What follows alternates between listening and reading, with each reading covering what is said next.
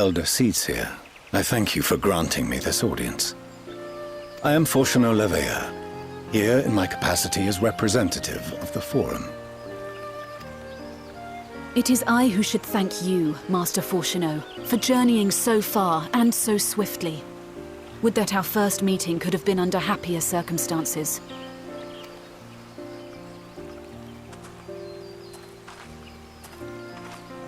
It has been too long, Father. You look well. As do you both. Ameliance will be glad to hear that you are taking care of yourselves. How is Mother? She misses you terribly, of course, but is otherwise a picture of health.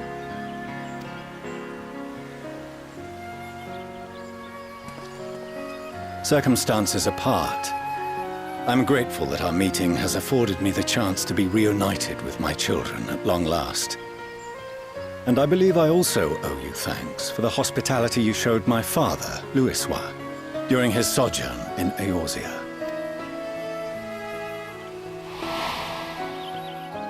All thanks we owe to him. In the days prior to the 7th Umbral Calamity, it was your father's tireless efforts which granted us a means to vanquish the Primals.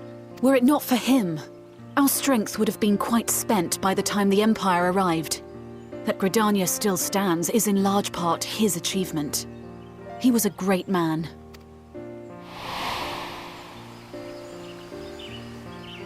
He would doubtless have been moved to hear you say so.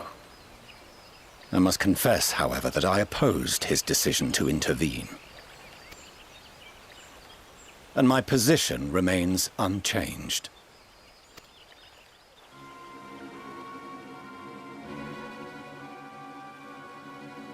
To chart the course of history, not to change it.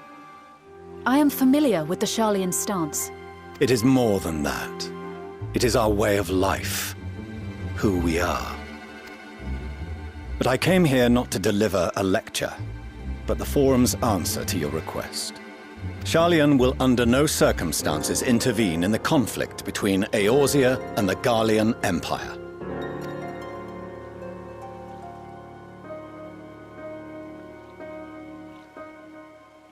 May I ask for what reason the Forum has come to this decision? The final days spell the end not only for Eorzea, but the entire world. The final days? Pray spare me your hyperbole.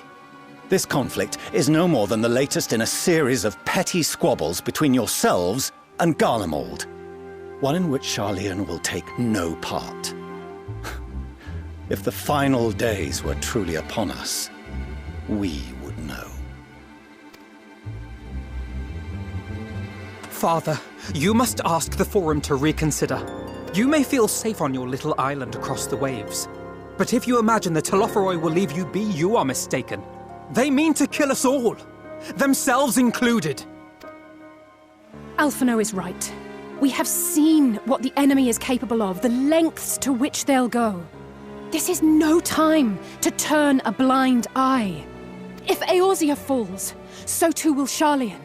So if you truly love our homeland, you will join us. Now, before it's too late.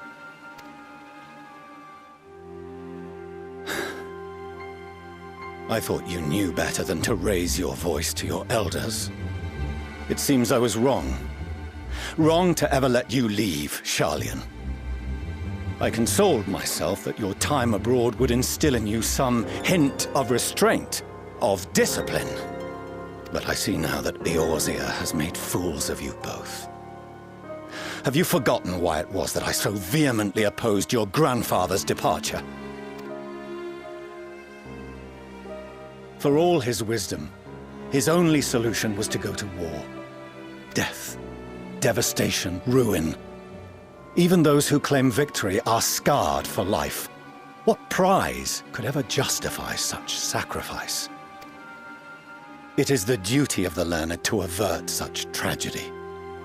By fanning the flames of war, you forsake all you once held dear.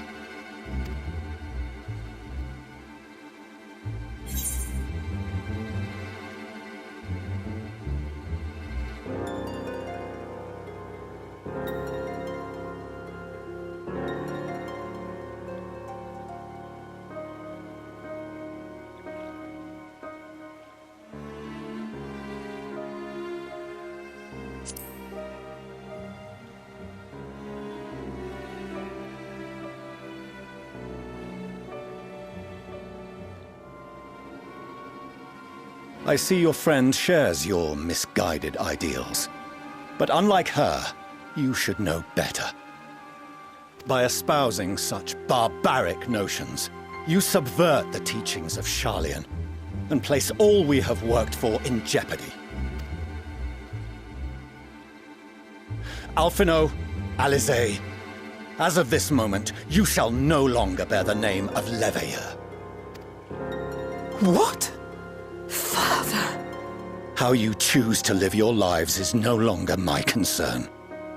If you wish to walk the path of ruin, I will not stand in your way. Master Fourcheneau, while Sharlyan may have no intention of intervening in this conflict, we can still part as friends.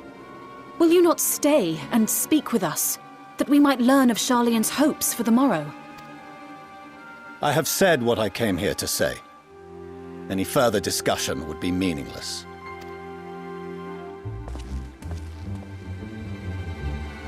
Father!